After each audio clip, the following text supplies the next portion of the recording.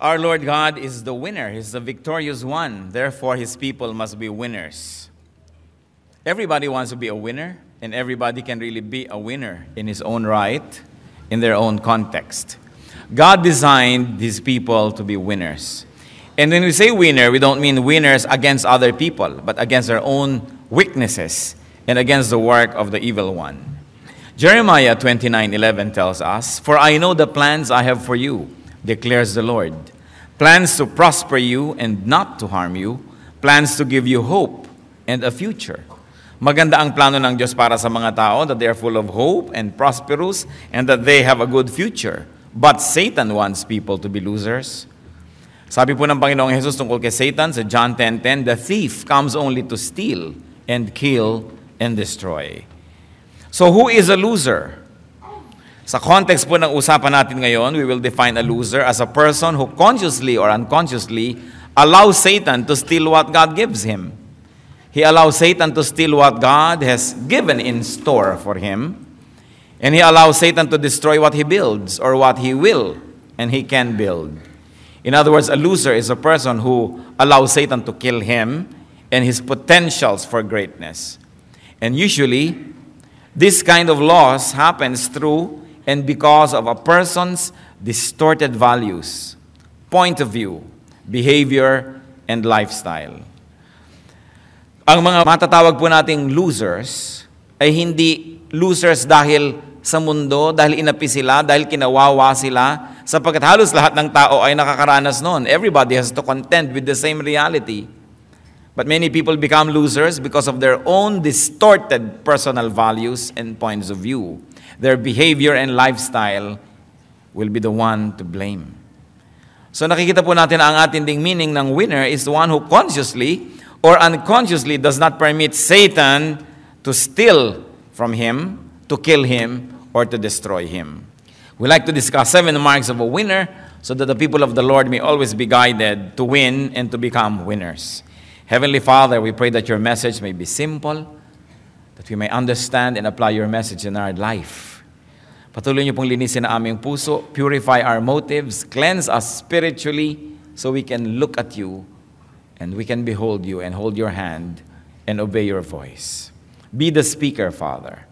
We ask you to sit on your throne of power and dispense blessings to your people. Kayo po ang maging tunay na tagapagsalita. Tuntungan po ng inyong paa ang inyong lingkod. Gamitin niyo pong kasangkapan, subalit lahat po ng mga karunungan sa inyo magmula. At sa pangalan ng iyong anak na si Jesus, iwinawaksi namin ang lahat ng presensya ng masasamang espiritu. Binibigo namin sa pangalan ng Panginoong Jesus ang anumang masasamang balak ng masasamang espiritu at masasamang tao laban sa iyong mga anak na nagkakatipon-tipon ngayon. We cover ourselves with the blood of Jesus and ask you, Lord Jesus, be our shepherd, be our teacher, be our guide. Father, we ask that you will bless us and lift up your name. In Jesus' mighty name we pray. 7 marks of a winner. At nais ko pong tingnan natin ang ating sarili, ang mga mahal natin sa buhay, ang ating mga nasa paligid, kung tayo mga winners, because we should be winners, because our God is a winning God, the winner Himself. Winners, first of all, know their right place. They stay in the right place. Lagi pong naaalala ang lola namin, sinasabi, lumagay ka sa lugar. Sapagkat yan ang isa sa mga pinakamahalaga na quality ng isang tao. Marunong siyang lumagay sa lugar. Hindi siya lumalagay sa hindi niya dapat kalagyan, hindi niya inaagaw ang lugar ng may lugar, leaving his own place empty. Maging sa creation, ang lahat po ay nasa lugar. Genesis 1:16-17. God made 2 great lights, the greater light to govern the day and the lesser light to govern the night. He also made the stars. God set them in the expanse of the sky to give life on the earth. In fact, the Lord set not only the stars in their places, but He set all things in their right places. At sabi sa Bible, in Christ, all things hold together. Proverbs 28 verse 2, when a country is rebellious, it has many rulers, but a man of understanding and knowledge maintains order. So a man of understanding or knowledge, in other words, a godly man, maintains order because God is God of order. And what does order mean? Everything in its place. Kaya daw po pag magulo, maraming rulers, kasi dapat isa lang talaga ang ruler. Magulo, pagka merong mga wala naman sa lugar nila, lumulugar sa pwesto ng ruler, hindi naman sila dapat, kaya nagkakagulo. Nature and creation is a clear display of order. Nature and creation is a set of clear boundaries and positionings. Hanggang niya lang ang tubig, hanggang niya lang ang dagat, hanggang dyan ang bundok. Kaya po nagkakagulo-gulo tayo. For instance, Metro Manila, puro flood. You know why? Dahil tinitirhan ng mga tao ang tabi ng ilog. Ang tabi ng ilog ay dapat walang bara para pag tag-ulan na maraming tubig na sabay-sabay na bumababa mula sa mga bundok, ang lahat ng yan ay buong luwag na makapaglakbay at makarating sa dagat. Pero dahil binabarahan natin ang mga ilog, ang mga bahay sa tabi ng ilog, yung easement, kinukuha nila, dapat yun walang building, hanggang kaduluduluhan ay tumutungtong na yung mga poste nila sa ilog dahil sa kasakiman ng hindi nila lupa ay tinitirhan nila, kinakamkam. Ano nangyayari? Pag umulan, walang puntahan ng tubig, kaya nabubulok ang tubig sa paligid natin, ang tawag natin baha. Even Manila itself is full of esteros. Ang plano nila nung araw dyan, mga 100 years ago, gawin ang Manila na parang Venice. Sa dami ng mga canals. Anong Venice? Venice. Panis ang nangyari. Dahil tinirhan ng mga tao, inamkam ang mga ilog, binahagisan ng basura, so when the rains come, walang mapuntahan ng tubig. Even in towns like Los Baños, where it used to be nice when it rains, dahil sa dami mga village dito, village dyan, kinamkam din ng mga waterways, pag umuulan, baha, because people are not in the right place. Even your house must be in the right place. Ang mga mangyan, ang gagaling nilang gumawa ng mga bahay, o obserbahan nyo, nandun sila sa gilid ng burol na hindi tinatamaan ng malalakas na hangin. Kung dito yung hangin, dito sila nakatira. Marurunong, dahil sa tamang lugar, kaya malayo sa disaster. Pag nasa mali kang lugar, disaster ang lagi mong kasunod. To survive, to thrive, and to be a winner, one has to be in the right place. Lalong-lalo kung ano yung gifting mo. Ano ang yung natural talent? Marami pong mga magulang sa kagustuhan ng mga anak nila maging engineer, maging doktor, maging kung ano-ano. Kahit hindi yun ang talent at gifting ng bata, pinipilit. So 7 beses nang nagbo-board, di pa pumapasa. Hindi kasi yun ang tama niyang lugar. Alam niyo po, ang buhay ay fair. It doesn't mean that life is uniform and everybody is the same. But what is fairness in life? That everybody is gifted to be a winner in something. So when you operate according to your giftedness, your natural talent, doon ka magiging winner, doon ka magsa-shine. But when you are in the wrong place, you will never shine. It will always be just an uphill struggle. Kaya maganda yung lumulugar tayo sa lugar. That's why God can be called fair. Because everybody is good at something. Now we cannot be good, all of us cannot be good at the same thing. Because magsisiksika na tayo doon sa area na yon, tapos yung ibang area ng buhay, walang tao. Kaya dapat iniisip natin yan, nasa tamang lugar. Gusto rin ng Panginoon, halimbawa na ang lahat ng kanyang lupa ay matirhan ng mga tao, pero bakit mayroong urban blight? Because of misgovernance and bad management, the countryside is not managed well. The countryside is very rich, but there are no economic opportunities. So everybody flocks to the city. So, wala nang matirhan, sisiksik na lang kahit saan, ang gulo-gulo, ang sikip-sikip. Hindi yan kagustuhan ng Diyos, pero wala tayo sa lugar. Wala sa disenyo. Pag sumakay kayo sa aeroplano, makikita nyo ang luwag ng Pilipinas. Bakit nagsisiksikan ang lahat sa Metro Manila at sa Cebu? At sa mga towns, makikita nyo po, ang mga town, siksik. Tapos ang laki-laki nung pagkalaki-laking space sa mga labas ng town na walang katao-tao. So hindi naman masikip talaga ang Pilipinas. Wala lang tayo sa lugar. It is important to be in the right place. Another mark of a winner is that winners do not talk too much. And they do not reveal everything to everyone. Hindi kahit na lang saan sila daldal dito, daldal doon, sinabi na lahat ng mga lihim na hindi dapat sinasabi. Pati sa panalangin, pati sa mga pangangako sa Diyos. Ecclesiastes 5:2, do not be quick with your mouth. Do not be hasty in your heart to utter anything before God. God is in heaven and you are on earth. So let your words be few. So sa pakikitungo sa Diyos din, huwag kang masyadong matabil, huwag kang masyadong maraming sinasabi, lalo na sa kapwa-tao. Marami mga tao napapahamak dahil sa kanilang katabilan. Kaya sabi sa Proverbs 20 verse 19, a gossip betrays a confidence, so avoid a man who talks too much. And if you talk too much, and if the Bible says you must be avoided, how can you be a winner? For us to win, we need a lot of help. We need help from people. But people help only those that they like. And if you talk too much and if you cannot be trusted, who will like you? Therefore, who will help you? It is important not to talk too much. Especially kung ang mga talk natin nakakapagpabigat sa ating kapwa. One mark of a loser is that he always complains. Lagi siyang may reklamo, lagi siyang may hinaing, lagi siyang may daing, lagi siyang may hinanakit, lagi siyang may problema. So ano pong ginagawa ng mga tao? Iniiwasan siyang kausapin. At yung mga iba na hindi makaunawa kung bakit sila iniiwasan, sabihin, kasi mahirap ako Kung nung araw lang na medyo may pera-pera ako, gusto ng mga tao, kausap ako. Siyempre, kahit nakakainis ka, kung may pera-pera ka, napagtsatsagaan ka. Kung wala ka ng kapera-pera, sino pa magtsatsaga sa'yo, nakakainis ka pa. Pero may mga taong walang kapera-pera, pero gusto mo lagi siyang kausap kasi nakaka-enrich. This is the winner. Na pagkakausap mo, nahawahan ka ng enthusiasm, ng sigla, gumaan ang iyong loob, nagkaroon ka ng pag-asa, tumibay ang iyong pananalig, nagkaroon ka ng ngiti sa iyong mga labi. Gusto mong kausap yon. Pero gusto mo bang kausap yung taong ting darating siya, ang traffic. Hindi umaandar ang motor namin ng tubig. May sakit ang aso namin. No? Ang maid ko, 3 linggo na hindi pa bumabalik. Yung problema dito, problema doon, problema dyan. Wala na silang sinabi kundi mga masasakit sa tenga. People will avoid you. And people avoid you, you lose. That's why winners don't talk too much. Especially, they do not talk too much of tragedies and horrible things. Pag may sinabi sa ng taong, kumusta ka? Kung ipapaliwanag mo pa talagang inopera pa lamang ang iyong bituka at tinanggalan ng 3 inches, may mga 5 tahi, walang may gustong makinig nun. When people say, kumusta ka? Ang gusto lang nilang marinig, mabuti. Subukan mong may problema nga ako, financial. Takbo agad yung kumusta sa'yo.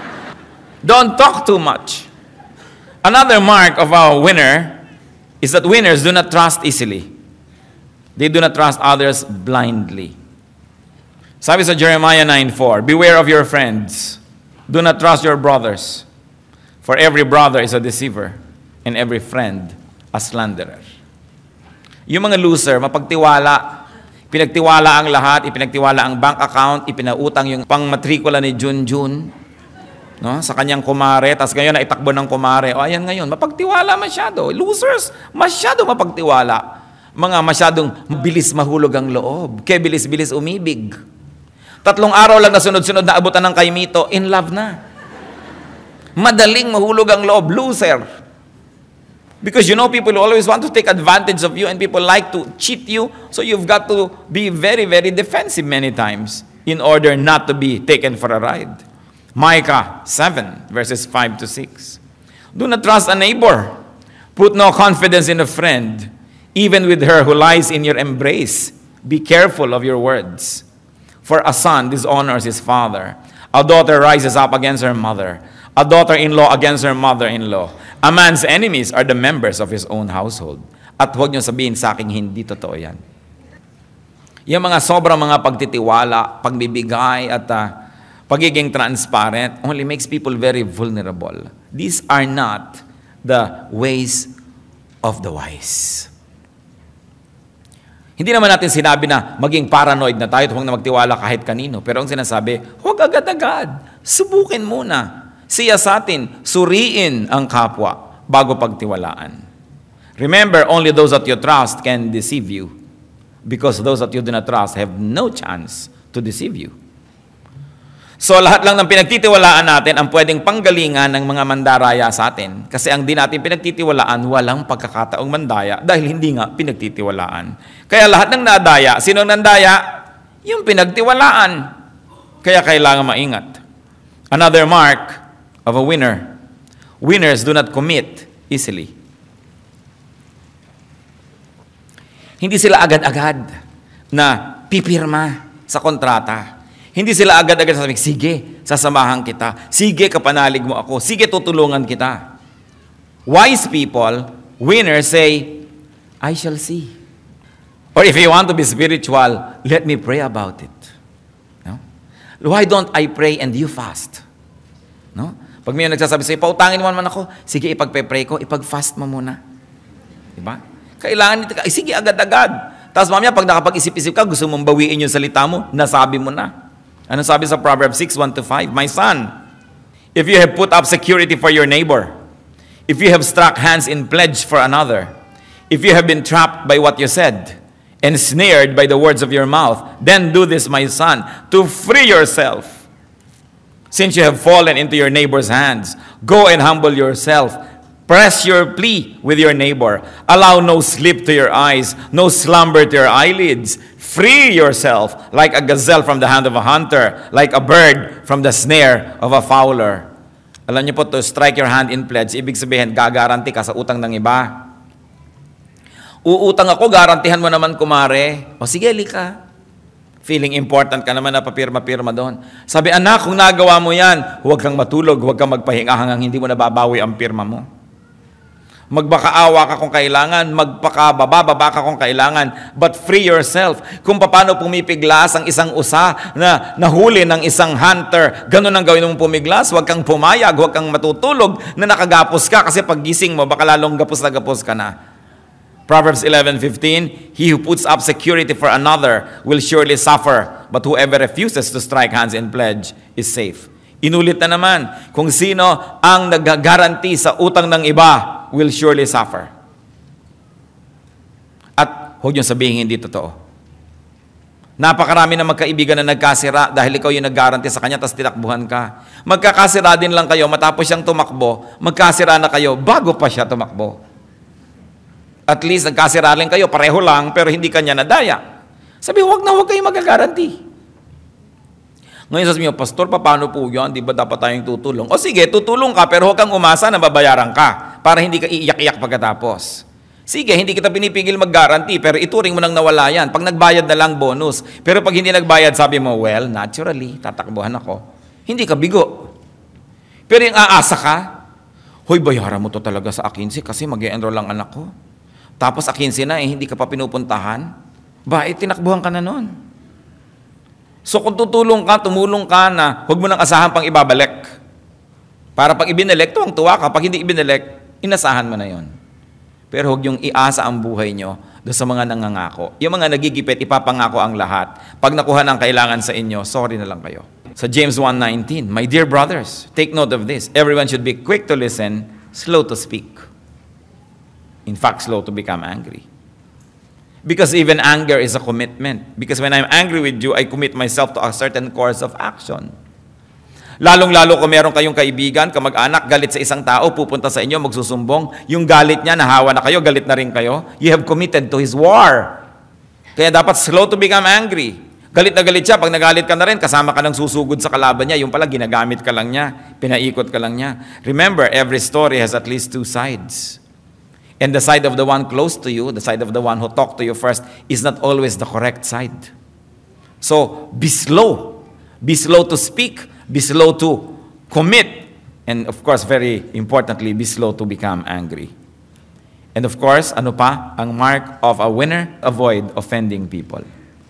Even the Lord, who is creator of heaven and earth, prince of princes, kings of kings, ano pa? Ang sabi niya, huwag tayo mang-offend. Matthew 17:24-27.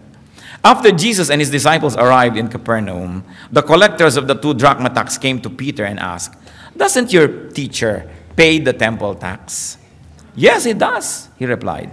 When Peter came into the house, Jesus was the first to speak. What do you think, Simon? He asked. From whom do the kings of the earth collect duty and taxes? From their own sons or from others? From others, Peter answered. Then the sons are exempt. Jesus said, but so that we may not offend them, go to the lake and throw out your line. Take the first fish you catch. Open its mouth and you will find a 4 drachma coin. Take it and give it to them for my tax and yours. So maganda yung usapan. Sabi ni Lord, sa palagay ba dapat ako magbayad ng tax?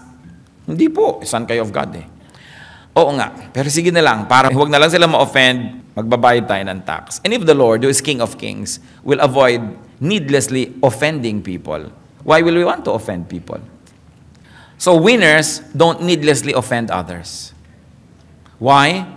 Because one offense can be taken seriously and that person may never forget, and that person will only strengthen himself, wait for a chance to get even with you. Kahit na isang taong maliit, isang hamak, hindi mo alam, life is never permanent. Hindi mo alam kung magiging makapangyarihan yan o magiging marunong o malakas yan. Ang mga bata lalo, huwag aapihin. Dahil alam nyo, one thing for sure, habang patanda kayo ng patanda at pahina, palakas ng palakas yung bata. Kung matanda na kayo, may inaapi kayong bata, lampas na kayo sa 12:00 ng buhay, ng tanghali. So, ang nag-aalauna, 2:00 na kayo, yung bata nag-9, 10:00. Pag mga 4, 5 na kayo ng buhay nyo, siya naman 11, 12. Anong magagawa nyo sa kanya kung paghigantihan kayo? O baka kakailangan ninyo ang tulong niya later on. So you don't offend even the weak, because even weakness is not a permanent status. So we see that you should not always offend people. May mga tao naman, they take joy in being what? Brutally frank. Gustong-gusto nila pag nagsalita sila, may napapahiya, meron sila i-correct. May nagmamagaling na nga, may nagpapasikat, papahiyain mo pa. Sasabihin mo pa, mali ka, ito ang tama. Anong gusto mo, magalit siya sa'yo? You will never win a friend. And you always need many people to help you for you to succeed. So wise people, winners, do not offend people. Kaya ang sabi sa Psalm 139 verse 24, see if there is any offensive way in me, and lead me in the way everlasting. Losers offend many people. Winners achieve because people help them. People help those that they like, and people do not help the offensive. Nagtataka ko, may mga tao, talagang tuwang-tuwa sila na may nabara sila, yung nagkakantsawan, sasaktan mo yung feeling ng isa, pipintasan mo siya, sasabihin mo hindi nakakatawa ang kanyang joke. Why can you not hold your peace? When you cannot say something that will make people feel good, shut up. Unless you are a prophet. But remember, the prophets get beheaded, they get killed. No? Miserable ang nagiging mga ending ng mga propeta because they don't hold their mouth. Kaya mahirap yung prophecy as ministry. Another mark of winners. Winners make and keep themselves useful. Dapat useful. Kahit po si Paul, kahit na deserve niya ang lahat ng support at tulong ng mga taong pinapakain niya spiritually, dinala niya sa Panginoon, tinutulungan. Sabi niya 2 Corinthians 11:9. And when I was with you and needed something, I was not a burden to anyone. For the brothers who came from Macedonia supplied what I needed. I have kept myself from being a burden to you in any way, and will continue to do so. Winners are pleasure to be around. In other words, hindi sila pabigat. Ang mga losers, pabigat. Tuwing darating sila, ang sinasabi lang nila, give me. Pag dumarating sila, ang sinasabi nila, comfort me, feed me, take care of me, encourage me, and that drains your energy, so you don't want to be around too much. Therefore, they become losers. Dapat lagi po tayong useful. Kung meron mang ibinibigay sa atin ng kapwa, meron tayo dapat ibinibigay in return. Tinutulungan nila tayo in one area, susuklian natin ang tulong in one area. Hindi yung kabig ka lang ng kabig, wala ka namang taya. Napakahalaga to be useful. And when people are useful, you want them around. When they are helpful. Napakahirap nung papakanin mo na ikaw pa ang magluluto, ikaw pa ang magliligpit, ikaw pa ang mag-entertain, hindi man lamang tumutulong. Kailangan ng tao lagi humahanap ng paraan to be useful. Then you will be a winner because people will like you. Ephesians 4:11-12. It was he who gave some to be apostles, some to be prophets, some to be evangelists, and some to be pastors and teachers, to prepare God's people for works of service, so that the body of Christ may be built up. So everybody must be into some work of service. If you are part of the body, kung ikaw ay part ng body na walang silbi, di tatanggalin ka lang kasi pabigat ka lang. Useful people are winners. Because even those who help them benefit. Maging ang inililimos sa kanila ay nagmimistulang mga puhunan na tumutubo pagdating ng panahon. Sapagkat ang ginagawa nilang mabuti sa kanila ay sinusuklian nila ng ibayong kabutihan. Kung tayo po tumatanggap ng kabutihan sa ating kapwa, lalo pa nga halimbawa, medyo mahina tayo, may sakit tayo, panahon ng kahinaan, tiyakin natin na may mga panahon naman na kaya natin at may kakayahan tayo, tayo naman ang tumutulong, tayo naman ang nagbibigay. Kung sa ating mga kamag-anak, meron tayo laging mga potluck, meron tayong mga event, lagi ka nalang dumarating na wala kang kadala-dala dahil talagang walang-wala ka, okay lang. Pero tiyakin mo naman na pag nagkakaroon ka, magdadala ka naman kahit man lamang 3 siniguelas, kalahating santol. May dala ka man lang so that people will see your good intention.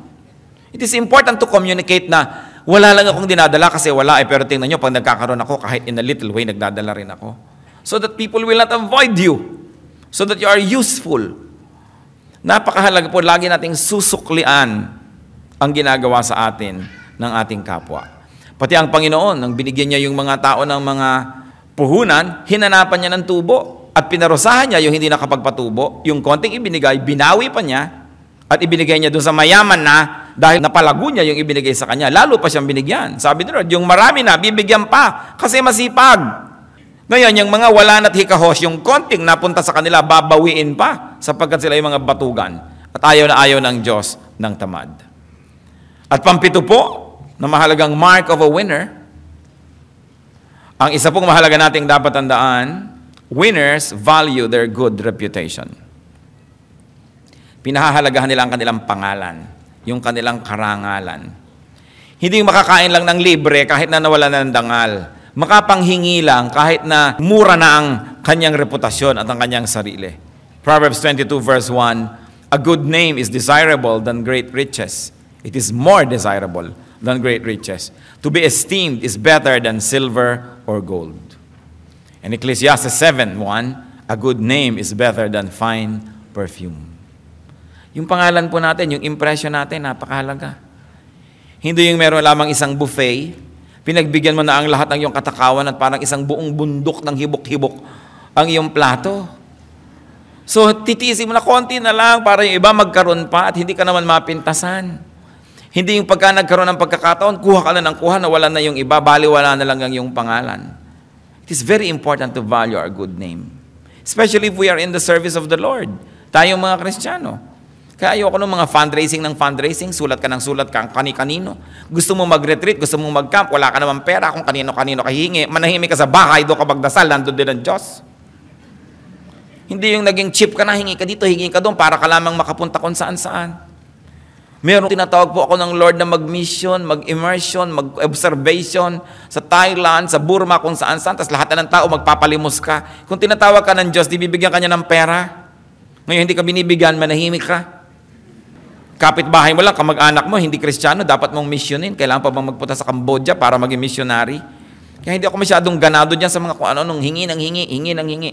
Even sa atin, kung gustong mag-retreat, gustong mag-camp, magpapa-sponsor kung kani-kanino. Bakit hindi ka mag-alok ng something in return? I always tell our youth, malapit na ang camp. Baka manghihingi na naman kayo kung kani-kanino ng pang-camp nyo. Ba't hindi nyo i-offer na, 8 buwan ninyong huhugasan ng kotse niya at i-sponsor niya kayo sa camp? Give something in return. Hindi ka naman baldado, ba't ka nanghihingi? O sasabihin mo, ipapamalengke ko po kayo, o pag namamalengke kayo, babantayan ko yung bahay nyo. Give something of yourself. You don't just ask. Ang humihingi lang talaga yung walang kakayanan, yung sobrang bata pa, o sobrang tanda na, o sobrang may sakit. Pero pag may lakas ka na magte-text, may lakas ka maghugas ng kotse, may lakas ka na maglinis ang bakuran ng may bakuran. So you say, magkakampo ako, baka pwede na sponsor ninyo ako, lilinisin ko inyong bakuran. Dapat willing ka. One time, alam niyo naman yung mga racket-racket ng mga pupunta sa'yo. Alam niyo po, dati po akong bilanggo. Ito po mga tattoo ko. Tingnan niyo. Gusto ko na po magbagong buhay. Kailangan ko po ng pamasahe. Papunta sa probinsya namin. Bibigyan niyo ba ako? Hindi. Yung mga ganyan. Mga racket-racket yan. Para takot mo na lang sa tattoo niya, bigyan mo ng pamasahe. Kung anong tattoo mo? Ang tattoo ko, gusto mo tingnan? Tapos meron naman nahihingi. Sabi ko, teka, ano yung nanghihingi na yan? Alam nyo, kuminsan yung church natin, hindi tayo lagi nandito sa mall, palipat-lipat tayo. May time na masyado kang accessible sa mga ganyan. Sabi nung, kailangan daw nila ng pamasahing mag-asawa. Sabi ko, alam ninyo, wala naman kaming ganyang pondo na ipinamimigay. Kung gusto ninyo, tatawagan kayo mga member namin, yung may mga gusto magpalaba, ipaglaban nyo, para kayo kumita. Sige daw. Dali, tanggal ang mga kortina, mga kung ano-ano, panglaban natin.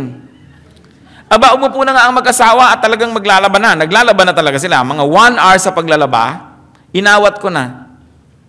Sabi ko, sige, lumakad na nga kayo at baka kayo masyadong madelay sa biyahe nyo. Ito na ang pamasahin nyo. Kasi willing maglaba. Pero may allergic po kasi ako sa sabon. Wag kang mabuhay. Hindi ka ba allergic sa pera? Hindi ka ba allergic sa hangin? Wakasan mo ng buhay mo, allergic ka pala eh. Ayaw mo magtrabaho, gusto mo humingi ka ng humingi. Ano ka, linta? At ang linta, kung mamatay, nagiging man lang fertilizer sa lupa.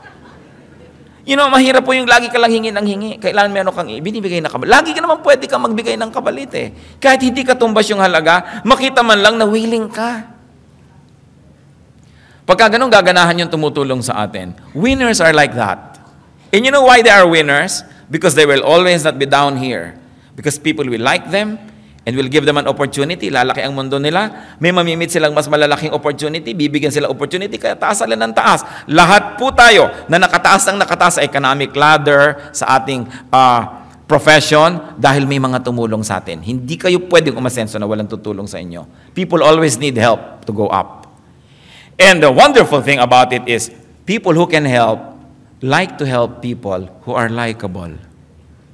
So losers, beware. Dapat lagi tayong may ino-offer na something good. Yung iba sasabihin, unfair ang buhay. I don't think so. Sapagkat mayroong mga taong galing sa kalalim-laliman ng pusali, umasenso sobra. Lahat ng tao, I believe, may opportunity. Pero ang liit-liit pa lang ng opportunity sa'yo. Sinasabi pa lang ng amo mo kung namamlansya ka, pwede ba, ipamlansya mo naman ako bukas kasi meron akong lakad. Ako, hindi ako pwede bukas kasi nangingiling ako bukas, bla bla bla bla bla bla. Nainis na sa'yo. Pag may iba ng planchadora, yun na yung kukunin.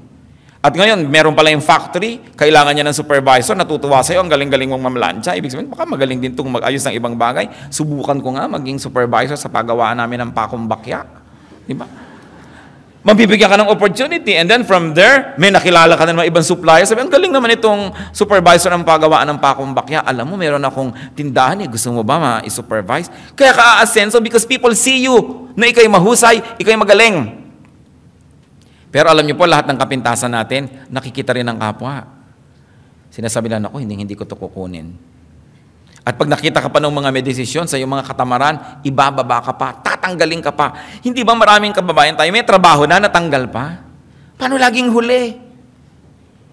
Inuuwi ang pinto ng opisina. Paano hindi matatanggal? We all have opportunities. I believe that God is fair. But people destroy the bridges through which they should pass because of their lack of good character.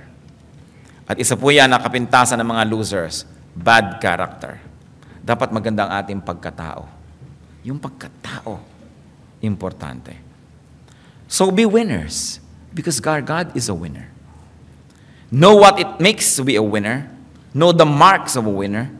Observe and be guided by this. And avoid the ways of losers. At kung tayo po sa buhay natin, naramdaman natin parang loser, it's at the end of the world. Meron pa tayong pag-asa. Kung meron tayong mga kakilala ng mga losers, tulungan natin sila. But remember, help from a distance. Kung nalulunod masyado yung tao, pag lumusong ka, yakapin ka niya, di ka niya bibitawan, pareho kayong malulunod. Kailangan gumawa ka ng ibang paraan para siya sagipin. Hindi naawa ka kasi sa taong ito, sobrang nagkanda, gulo-gulo na ang buhay, so biglang gagawin mo, pakasalan ko nga ito, kawawa naman. So, nadamay ka. Dapat tayong matulungin, pero ang pagtulong mo dun sa taong nalulunod, from a distance. Unless you are really a very able swimmer, ilulubog ka rin niya. At napakaraming mga ganyan, naging maawain sa loser, naging loser din. Tutulong ka. Ipanalangin mo, but help from a distance. Because there are people who burn themselves and burn everybody else who gets near them. It's important to exercise caution. Heavenly Father, we thank you for your reminders and we thank you that you're a winner. Kung may mga kasama kami, Lord, na parang maiko-consider na loser sa buhay, tandaan namin ang mga paalala mo ngayon. Magkaroon kami ng pagbabagong loob. Ayusin ang aming mga ugali, ang aming pamamaraan. And in that case, O Lord, we will live and stand and walk along the path of blessings. And therefore, we will be blessed. Ituro mo sa amin na higit lalong mabuting paraan. At sa mga areas, Lord, ng buhay na kami mga winner talaga, we thank you, we praise you, we honor you. At ipakita mo sa amin yung aming mga areas where we are losers. At makita namin, Panginoon, ang pananagutan namin kung bakit kami loser. Tigilan namin ang paninisi sa kapwa at tingnan namin kung ano aming ugali, ang aming paraan, ang aming lifestyle. Help us, Father. We thank you, Lord. And we commit our lives to you, that through victories in our lives, not against other people, but against our own weaknesses, we may glorify you. Sa ilang saglit tayo tumungo sa presensya ng Panginoon, magpasuri tayo sa Kanya. If there are any losing ways, ways of losers in our lives, iwaksin natin yan. Humingi tayo ng tulong sa Panginoon na magkaroon tayo ng pagbabagong loob, maiba ang ating buhay, at ipasalamat natin yung areas where we win. The Lord is here. Seek His presence and ask the Spirit of the Lord to tell you exactly where you stand. Tayo ba'y winner o loser? Hindi bagay sa mga anak ng Diyos ang maging loser because our God is victorious. Spend some time with the Lord in silence.